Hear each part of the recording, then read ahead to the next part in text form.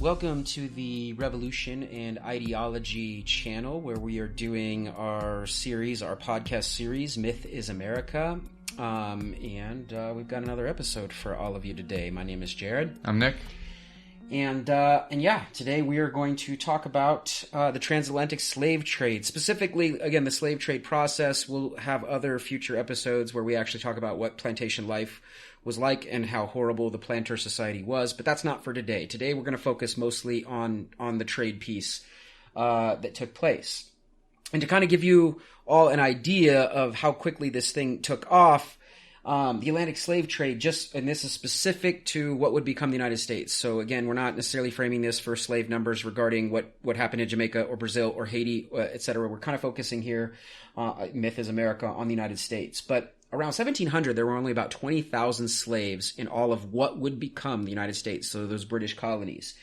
And by 1770, there were about 400,000. And how did that take off so quickly? We also know that number will rise even more, topping out just over 4 million at its peak. But regardless, we can see just in a 70-year window how quickly slave labor became profitable for the construction of what would become the United States, and how the United States would then exploit, derogate, subjugate, and oppress, again, hundreds of thousands to then millions of human beings, human lives that would be just tossed by the wayside in the construction of this country.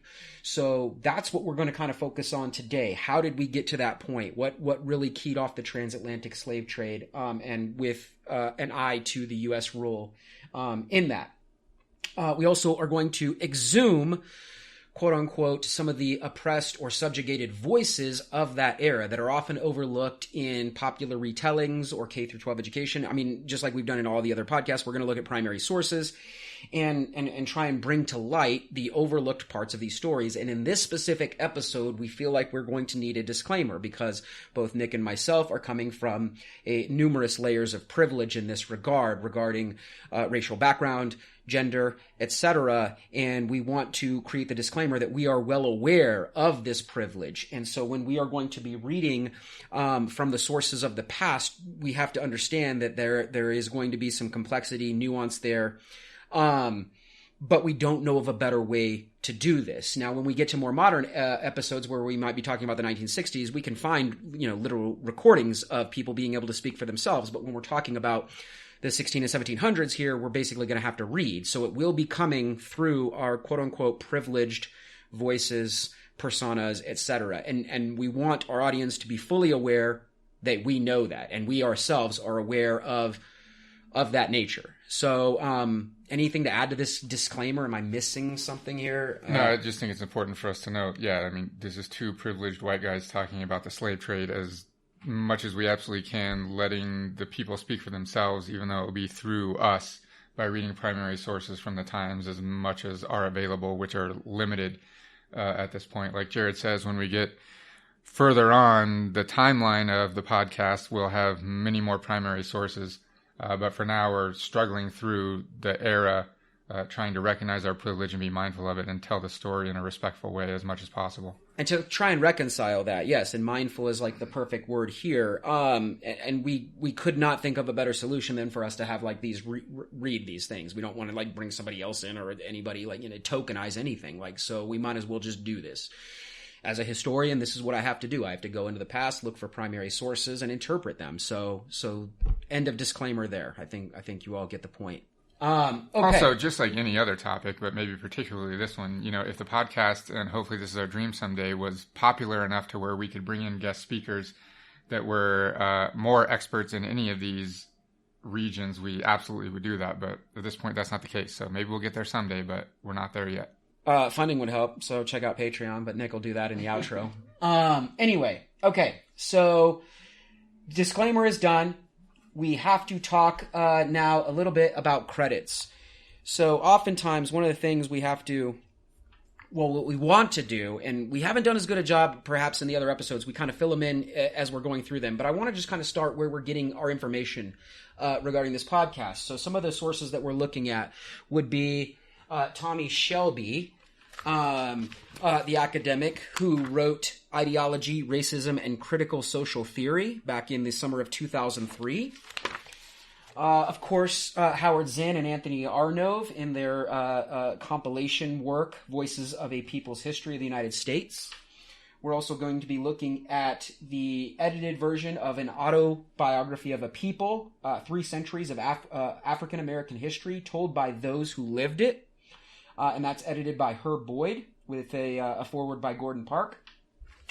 Some of the figures regarding the slave trade itself come from Themes in West Africa's History, edited by Emmanuel Kwaku, and I'm going to struggle through this last name, Akiampong.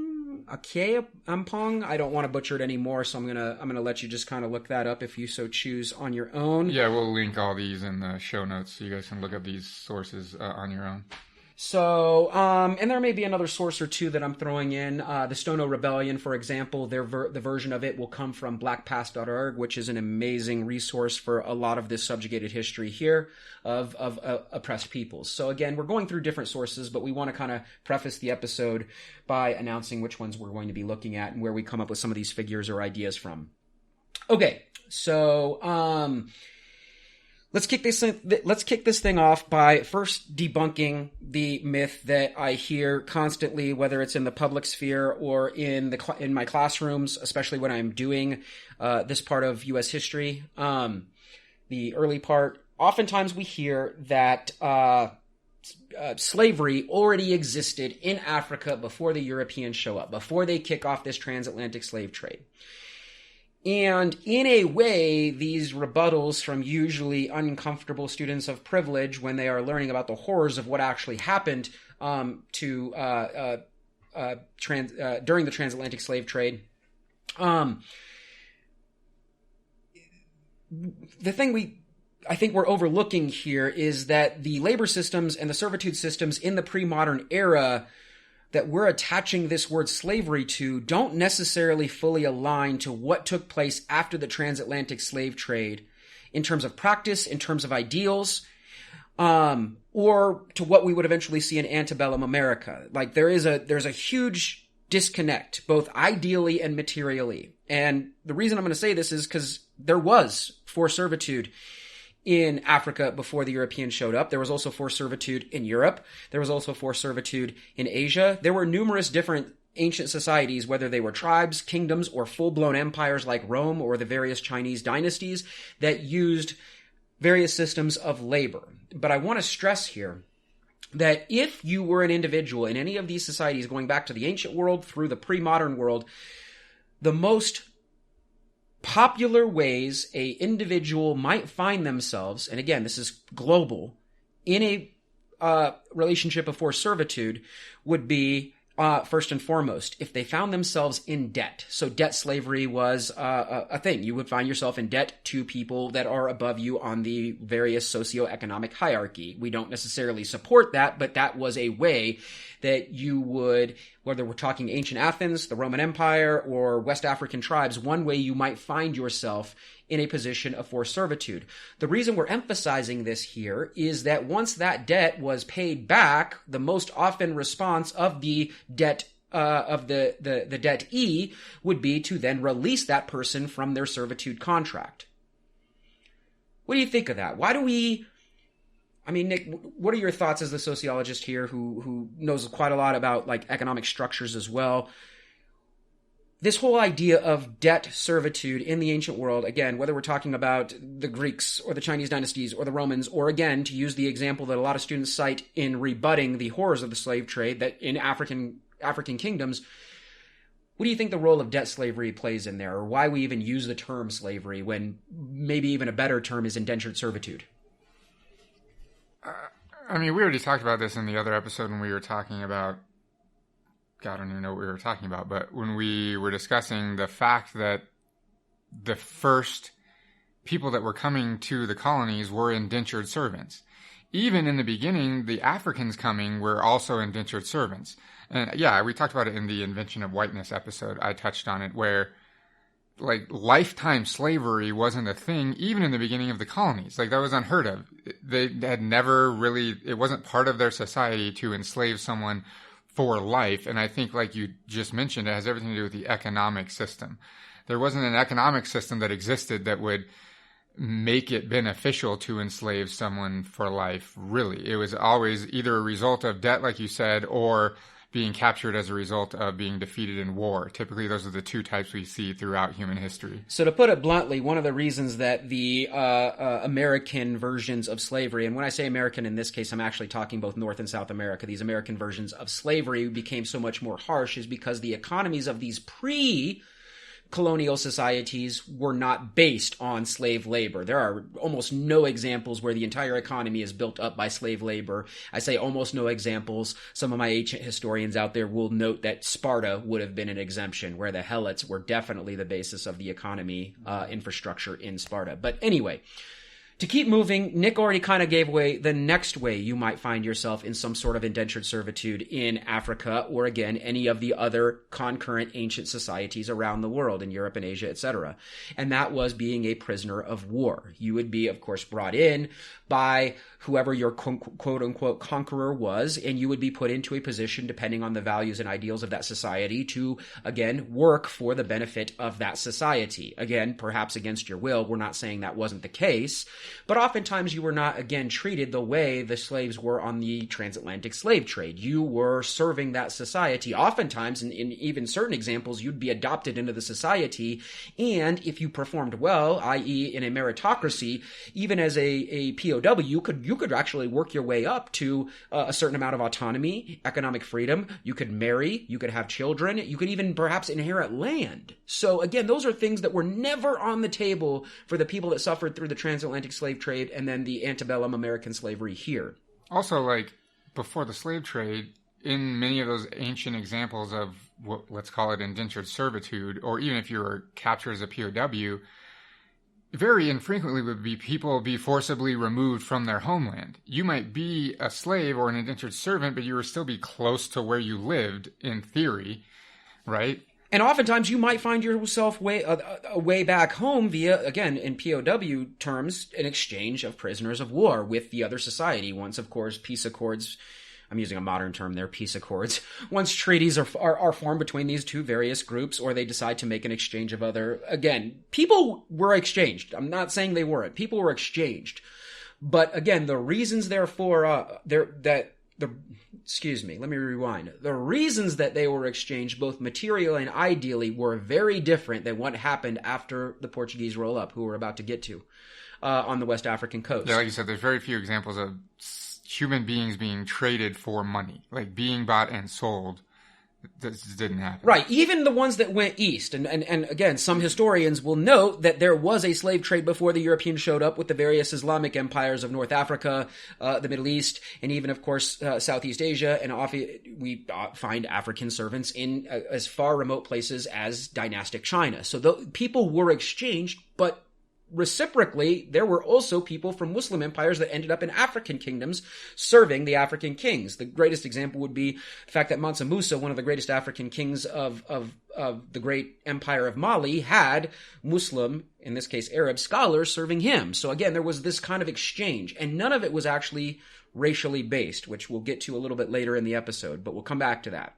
The Roman Empire is a great example. It did not matter what color you were. If you ended up being a POW to Rome, there's a good chance you're going to have to work off your sentence, whatever it might be. So the racial aspect is also a little bit different. Okay, the final reason you might find yourself in some sort of indentured servitude in any of the African kingdoms or tribes or empires, and I'm using that term intentionally because it's much more nuanced than we like to think, the way people socially organized throughout the continent. But if you find the other way you might find yourself in indentured servitude is committing a crime. That would be how you serve out your repayment to society, is through this servitude.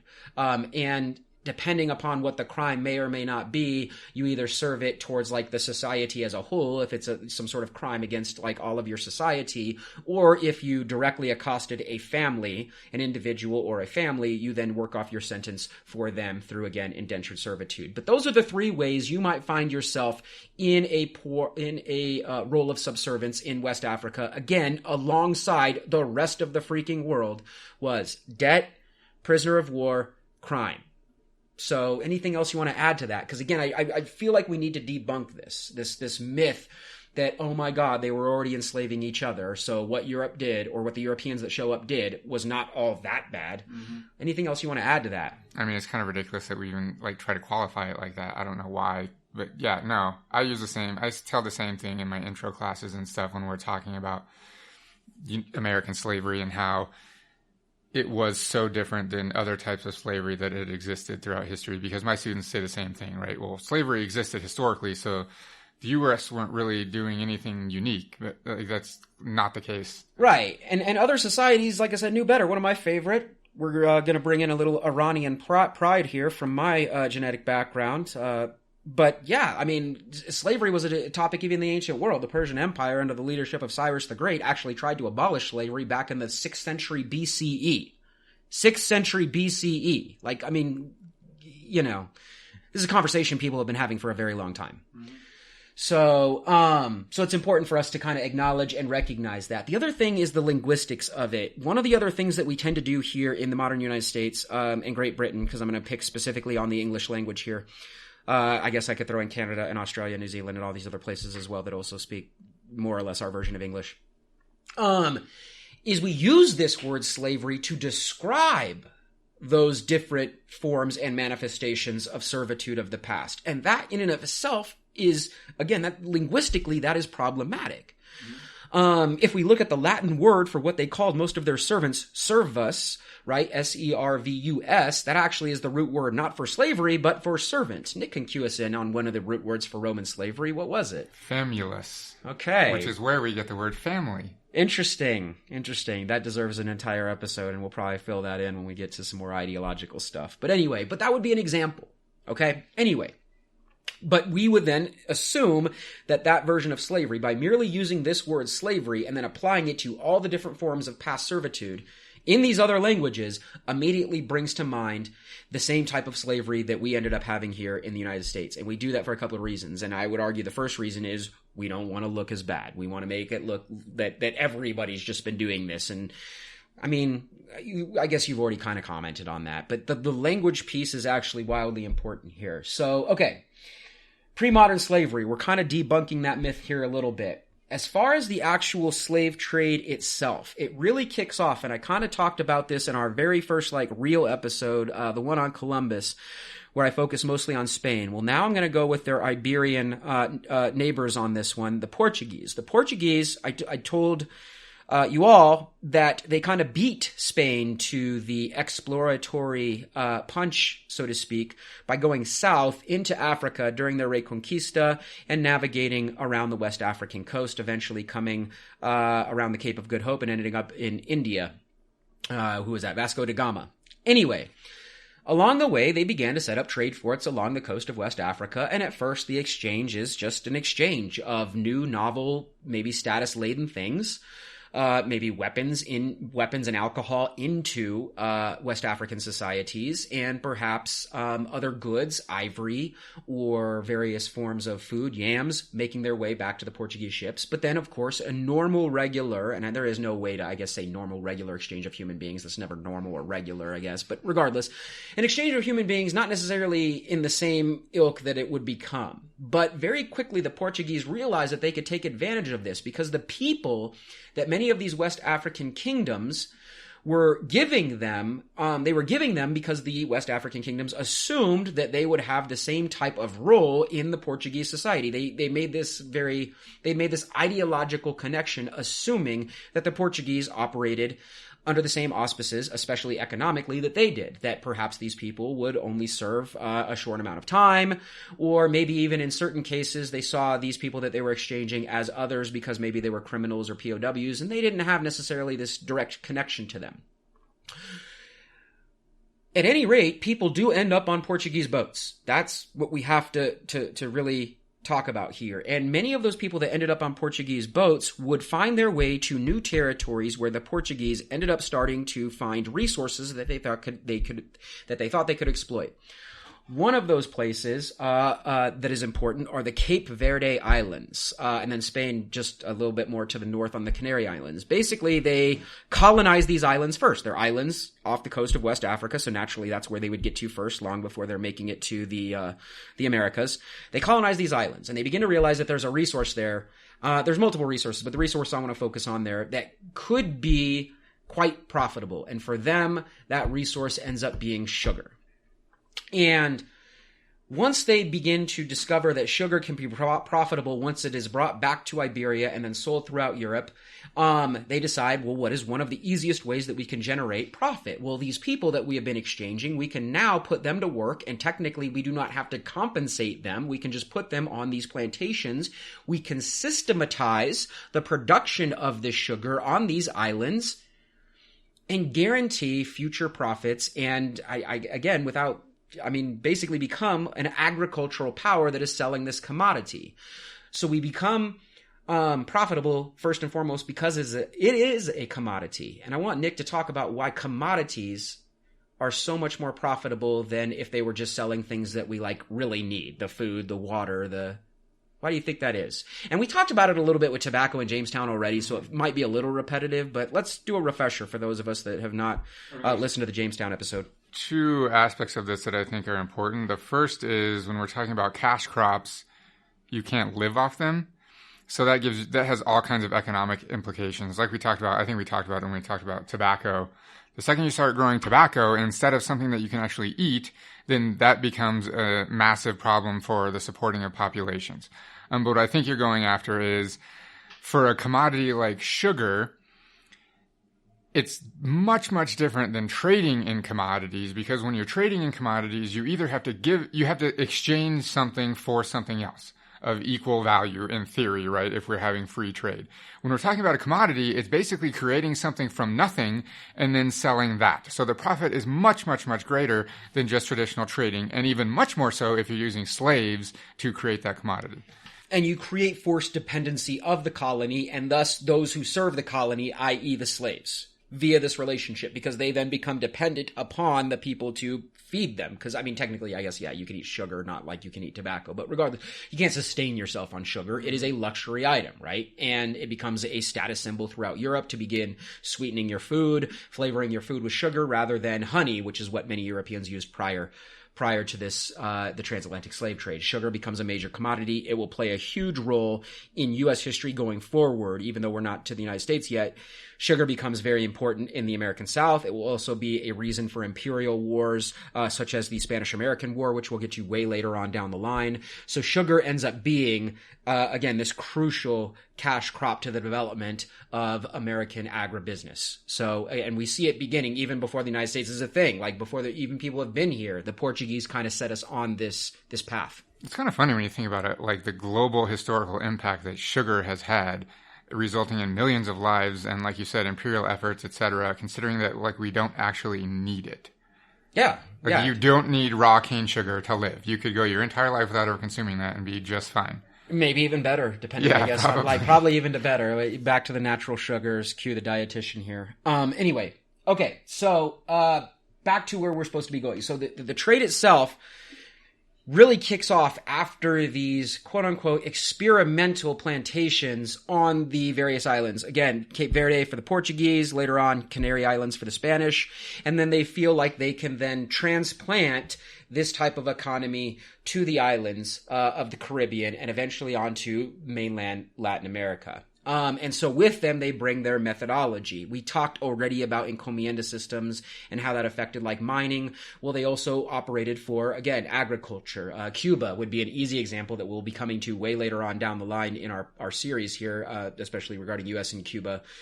Cuba's a relationship, but Cuba became more or less a sugar plantation for the Spanish Empire. So again, that's an example. Okay.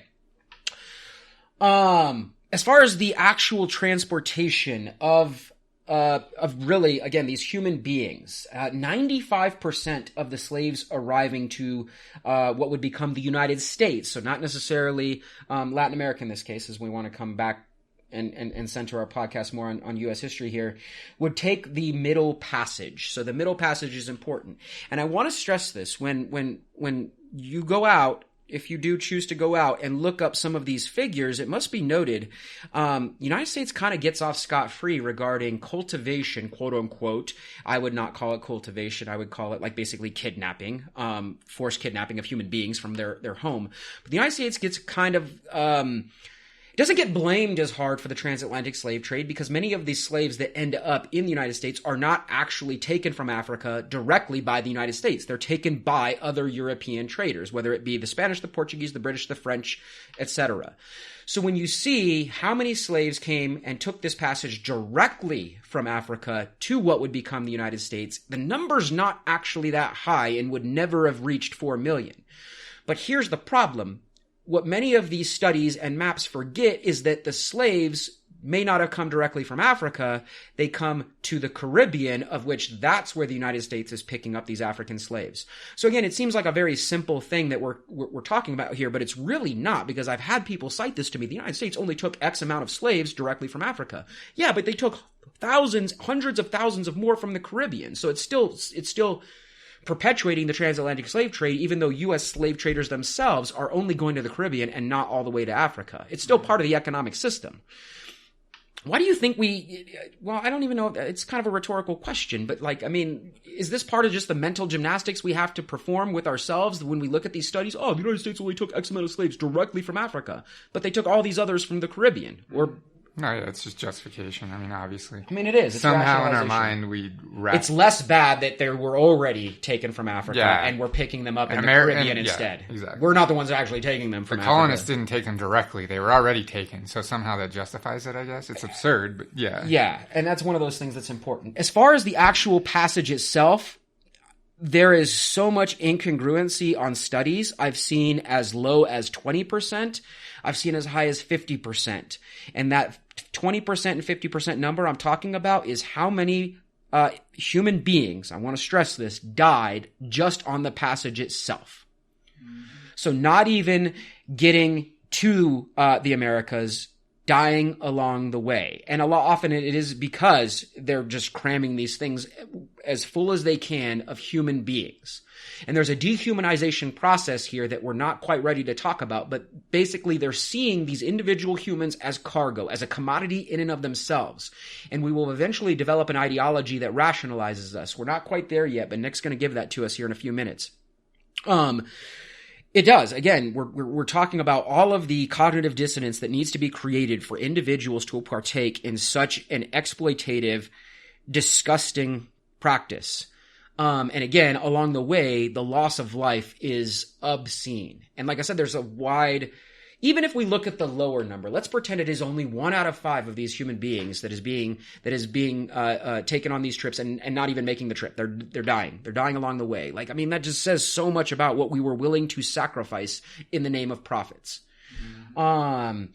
Okay, so as the slave trade began to pick up further and further, the Portuguese, the Spanish, and eventually, like I said, the French, the British, and other people will get involved along the West African coast and seek to create these colonial mercantilist relationships with these African kings. And one of the things that we have to talk about here is at some point, the various African kings had to realize what was going on. And they were still willingly partaking in it in and of themselves. And this is one of the more, one of the more debated discussions. If the original African kings could rationalize the exchange of POWs or criminals, they usually didn't exchange debtors because the debtors were working for them to pay off their debt. But if they could rationalize the exchange of POWs or criminals to these white Europeans for other goods, because they didn't know what the Europeans were actually going to do with them, at some point throughout the process, they had to start realizing what was taking place because they kept coming back for more. Like a few was never enough. We know how we are in Western civilization. We are insatiable. We cannot stop consuming. And that includes, again, in this case, human beings. In fact, one of the other sources we like to reference on this is a TED Ed video that goes over the story of, at some point, some Africans thought white people were cannibals because they were just consuming so many human beings and kept coming back for more. That's actually one time, interestingly, I just thought of this. I did research into zombie theories and ideology and stuff, and the origin of the zombie story is traced back to the slave trade, specifically in the Caribbean, and they thought that some kind of magic must have been going on because they could not understand why people would go into servitude like this and continue to work. they had, like, it was one of the only explanations. It's just interesting to think about. Yeah, Haiti there was a lot of exploration of that in the colony of Haiti. Well, Saint Domingue or whatever. Yeah, that's where the zombie story comes wasn't from. Haiti yet, but yeah. Mm-hmm. Okay. So as we kind of continue on this line of thinking, this insatiable nature of the European slave traders here, again, kind of it had to create some sort of heightened awareness against these African kings, or for these African kings, excuse me. But the question remains, why would they then willingly continue to partake as probably more and more of these revelations of what was actually happening to these human beings really began? Well, that's where we get this idea of forced dependency. They become then economically attached to the same type of growth materially and ideally as the Europeans. So in this case, things like alcohol, we already know its addictive properties. But here, weapons. Once you begin to realize you can profit in other ways from these Europeans by exchanging human beings, this will give you more reasons to go to war to collect more POWs. You don't want to send your own people, but you're okay maybe perhaps sending the rival kingdom's people. You'll want to go to war. Well, in turn, that kingdom will want to defend itself and perhaps get your POWs. And to do so, they will then become dependent upon European weaponry. And those weapons are what would become exchanged for these humans. So it's almost like this vicious cycle that takes place. Like, we need more of these things, so we need to go collect more people from this rival kingdom. Well, we need more weapons to get the people, so we'll get more people, we'll get more weapons, and of course the other kingdoms are thinking the same thing, and now you have this warfare based just on this European economic practice that infiltrates. So it's not even just the subjugation of the human beings along the West African coast and then eventually further and further inland in Africa. It is the ideology and then the practice of that ideology that also leads to subjugation on the continent. And we already know how that goes. Eventually the dependency will actually create some of the problems we see to this very day on the entire continent. Again, once the slave trade actually stops, that dependency actually still existed. Even when the Europeans outlaw the slave trade, the dependency still existed. Europe uses that dependency to, yes, they can pat themselves on the back for stopping the slave trade, but then they just go to Africa and colonize it, right? Every modern nation state in Africa was colonized by another European power and exploited for its resources there. They could actually create slavery on the continent, but feel less bad about it because they're not transporting them away from their home. Cue, again, one of my favorite examples, the Belgians in the Congo and the 10 million people they managed to kill there. Again, Belgium, podunk, waffle-making Belgium, managed to, of course, kill 10 million people at the turn of the 19th to the 20th century. Outrage so many Belgian listeners. We have 0 Belgian listeners. Get back to making waffles or whatever it is that's going on there. Whatever, looking at diamonds in Antwerp, or I don't know. What else do they do there? They make candies and chocolates? Whatever. They're great people. I'm sorry, Belgium. Okay. Back to the story, though. Let's go back in time. Okay, so that's one of the reasons, this forced economic dependency that would be created by the European ideals and ways of doing things that would make their way along the West African coast. So this is where the exchange began to take place. Okay, what does the actual journey look like? And this is now where we're going to get serious, because it's very important. I have a little bit of heartburn about trying to read from people that are experiencing oppression that I would never, that I have the privilege to never even have to face in terms of my status, my privilege, my race, etc. But we have to deliver this information. So we're going to read directly from Autobiography of a People, and this compilation of primary sources of individuals that faced the horrors of what it was like to be on the transatlantic slave trade. So our first source is going to be James Albert, and it comes from a narrative of the most remarkable particulars in the life of James Albert, an African prince written by himself. I am not going to read every piece because it's super long, but I am going to read some highlights that I think are really relevant to what we're supposed to be, well, what we really hope to engage here. Okay, so Albert says, about this time there came a merchant from the Gold Coast, the third city in Guinea. He traded with the inhabitants of our country in ivory. He took great notice of my unhappy situation and inquired into the cause. He expressed vast concern for me and said, if my parents would part with me for a little while and let him take me home with him, it would be of more service to me than anything they could do for me. He told me that if I would go with him, I should see houses with wings to them, walk upon the water, and should also see the white folks, and that he had many sons of my age, which would be my companions. And he added to all this that he would bring me safe back again soon. I was highly pleased with the account of this strange place, and was very desirous of going. What do you think of that little passage here about what James Albert, an African prince, was being told? Yeah, I mean, obviously it's nonsense. It's just straight up just filling his head with fantasies. He goes on to say, a few days after a Dutch ship came into my harbor, and they carried me on board in hopes that the captain would purchase me. As they went, I heard them agree that if they could not sell me, then they would throw me overboard. I was in extreme agonies when I heard this, and as soon as I ever saw the Dutch captain, I ran to him and put my arms around him and said, Father, save me. That is huge, right? Again, this is an African prince who, after eventually agreeing to this exchange, realizes that his life is in danger, and he turns to the Dutch captain, a white man, and says, Father, save me. What we're seeing here is not just, again, like attacks on human beings from a strictly, again, humanitarian or material point of view. This is psychological as well. This is psychological subjugation. Mm-hmm. A little bit further on, he says, I was now washed and clothed in the Dutch or English manner. My master grew fond of me, and I loved him exceedingly. I watched every look, was always ready when he wanted me, and endeavored to convince him by every action that my only pleasure was to serve him well. I was never so surprised in my whole life as when I saw the book talk to my master. This book he's talking about is the Bible for our listeners out there. For I thought it did. As I observed him to look upon it and move his lips, I wished it would do so to me. As soon as my master had done reading, I followed him to the place where he put the book, being mightily delighted with it, and when nobody saw me, I opened it and put my ear down close upon it in great hope that it would say something to me. But was very sorry and greatly disappointed when I found it, would not speak. This thought immediately presented itself to me, that everybody and everything that despised me was because I was black. This is in 1720. I never gave our listeners the date. This is 1720, this account.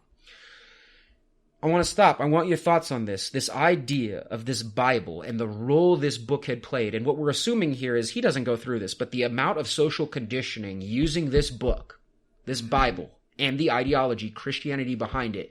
How does this lead to subjugation?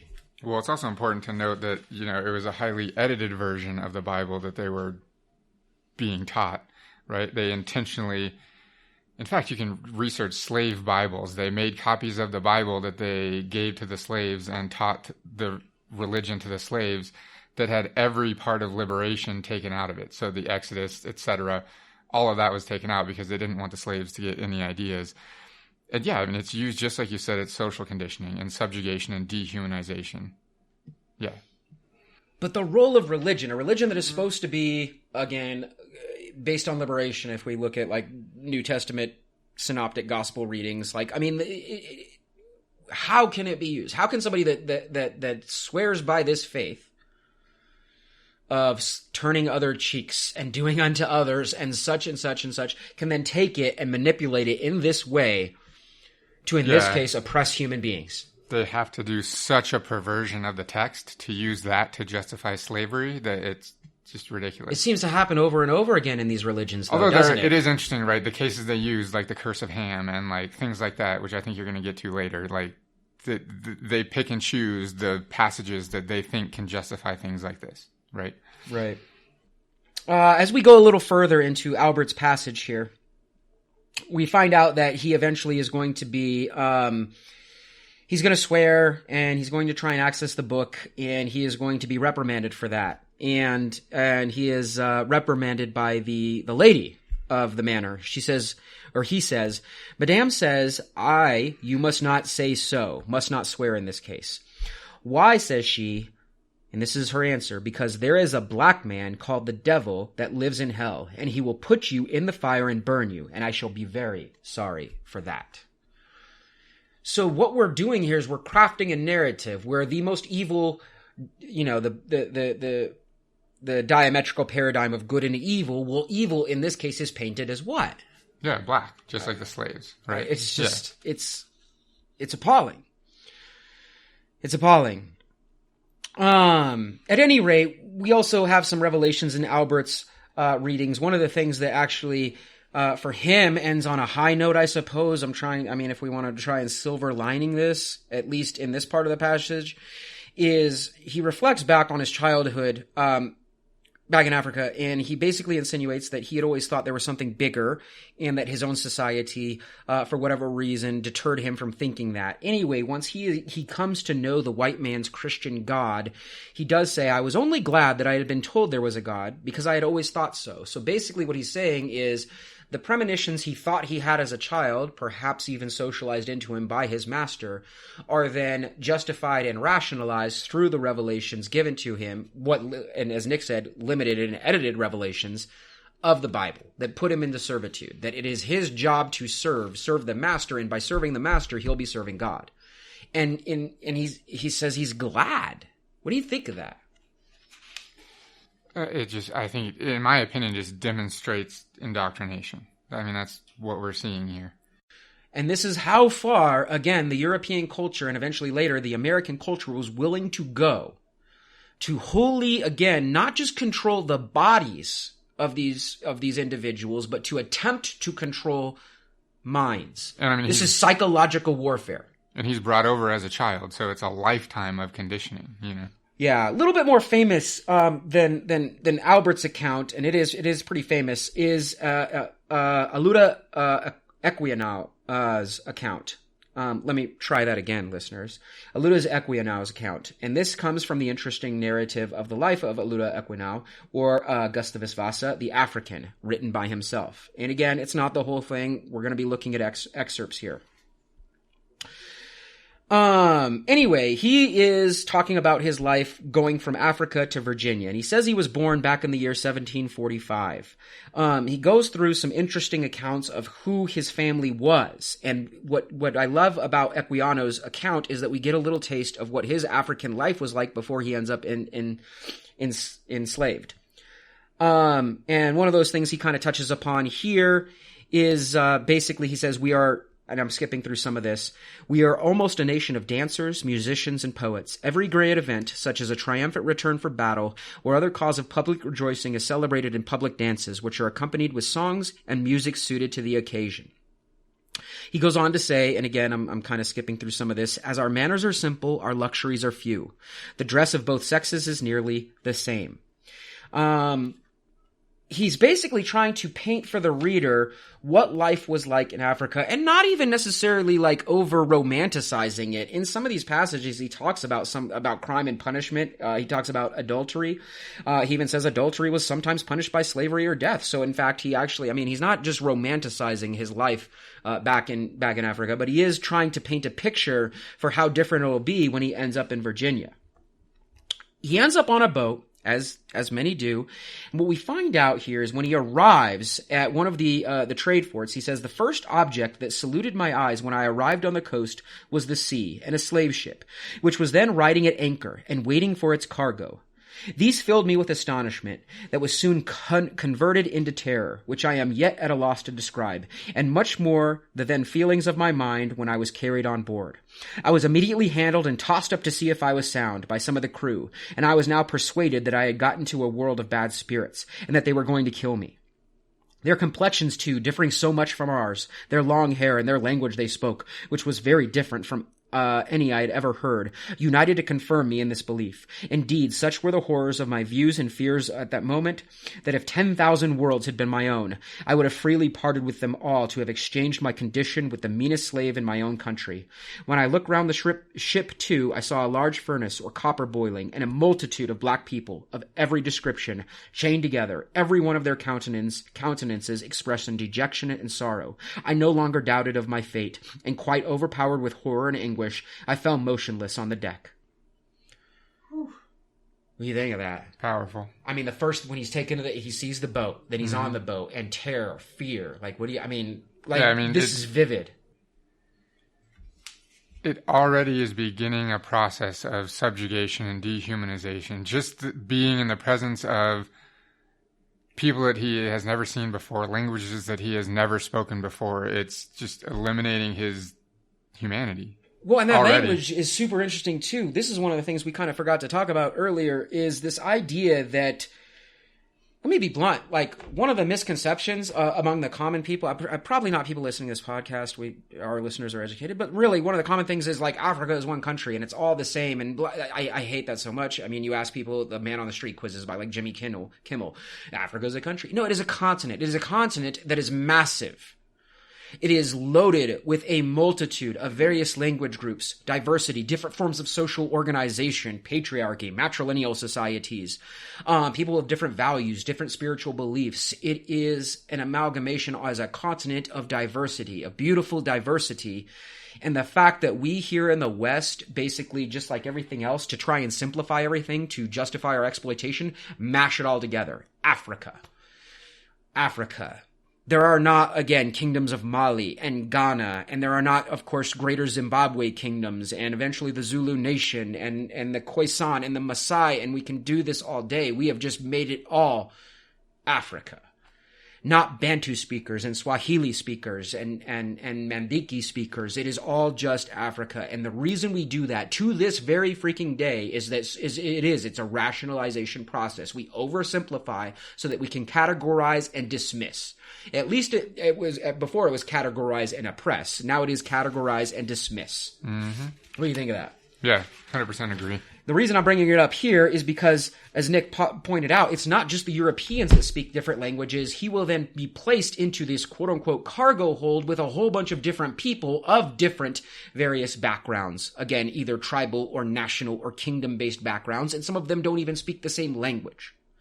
So this is actually kind of scary. Anyway, he does begin to communicate with some of them. He says, I asked them if we were not to be eaten by those white men with horrible looks, red faces, and long hairs.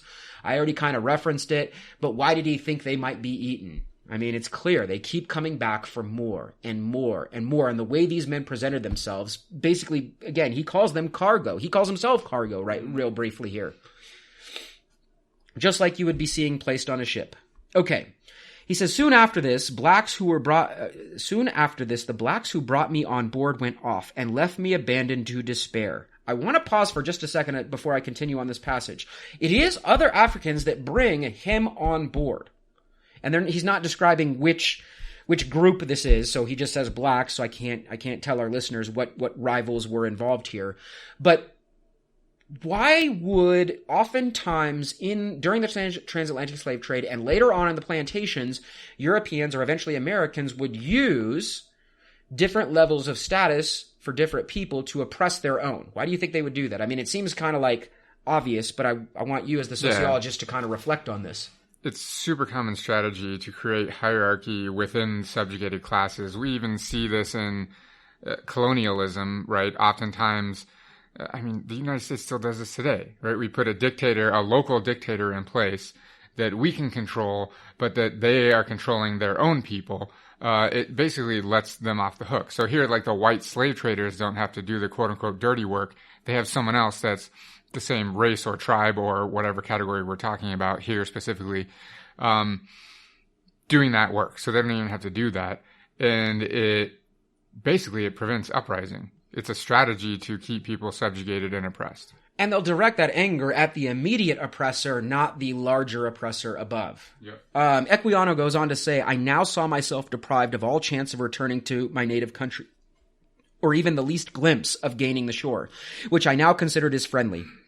And I even wished for my former slavery in preference to my present situation, which was filled with horrors of every kind, still heightened by my ignorance of what I was to undergo. I need to stop right here. This is a primary source basically explaining the former servitude he had in Africa was exponentially better than the horrors he was going to experience or already experiencing. Yeah, he's not even there yet. He's not even there yet. And he already wishes he was experiencing his servitude back under this rival group in Africa. I was not long suffered to indulge my grief. I was soon put down under the decks, and there I received such a salutation in my nostrils as I had never experienced in my life.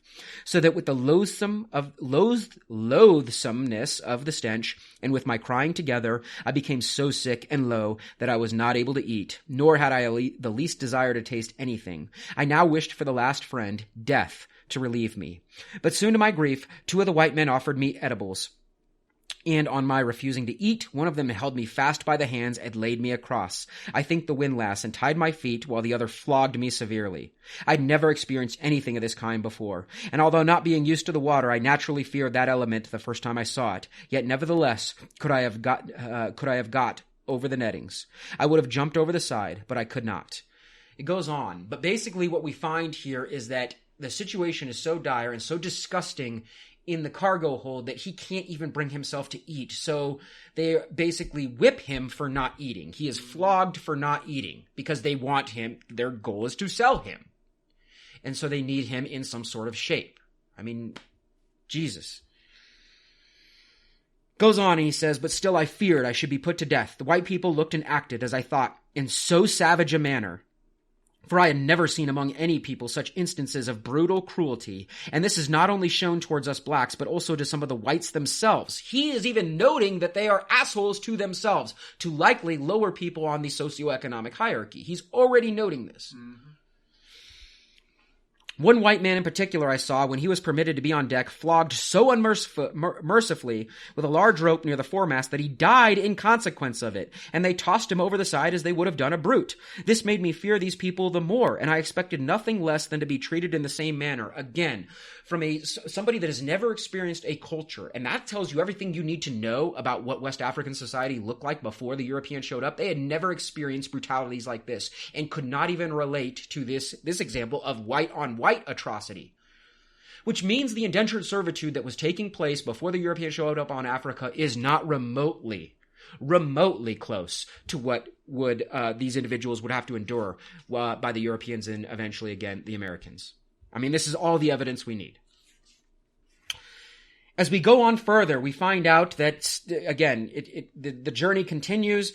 He eventually finds that, well, I guess I could go further here into, like, basically his nearing of the coast. He says, one day when we had a smooth sea and moderate wind, 2 of my wearied countrymen who were chained together, I was near them at the time, preferring death to such life of misery, somehow made through the nettings and jumped into the sea. I like this example because it's not just Equiano here that's experiencing this. The journey is so bad that people are willingly throwing themselves into the ocean. Mass suicide is taking place. They would rather kill themselves than deal with the conditions of this journey. Mm-hmm. On the passage, we were better treated than when coming from Africa, and we had plenty of rice and fat pork. I didn't contextualize that quote. Sorry. This is after they had already made it to likely the Caribbean. We then see another journey, and they were treated better on this second journey. Which I suppose is interesting, but I would have to assume that's because they're going to get right to work. Once he arrives, he says, while I was in this plantation, again, this is Virginia, the gentleman to whom I suppose the estate belonged, being unwell, I was one day sent for to his dwelling house to fan him. When I came into the room where he was, I saw very much affrighted at some things I saw, and the more so as I had seen a black woman slave as I came through the house who was cooking the dinner. And the poor creature was cruelly loaded with various kinds of iron machines. She had one particularly on her head, which locked her mouth so fast that she could scarcely speak, and could not eat or drink. I'm much astonished and shocked at this contrivance, which I afterward learned was called the iron muzzle. Holy shit, the iron muzzle. This is for one of the slaves serving in the house. Mm-hmm. What do you think of that? It's like a horror movie. I mean, seriously. So no longer are we blaming the Portuguese or the Spaniards here. This is Virginia. This is the iron muzzle.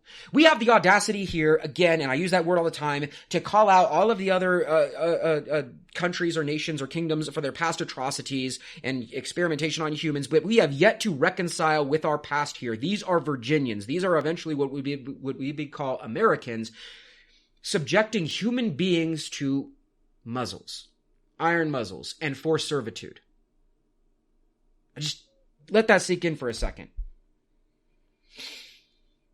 I like how he kind of closes out this passage. Again, this is such a wonderful work. I do not have the opportunity to read it, but again, explore on your own if you're listening to this podcast. I mean, it's so much detail into this man's life.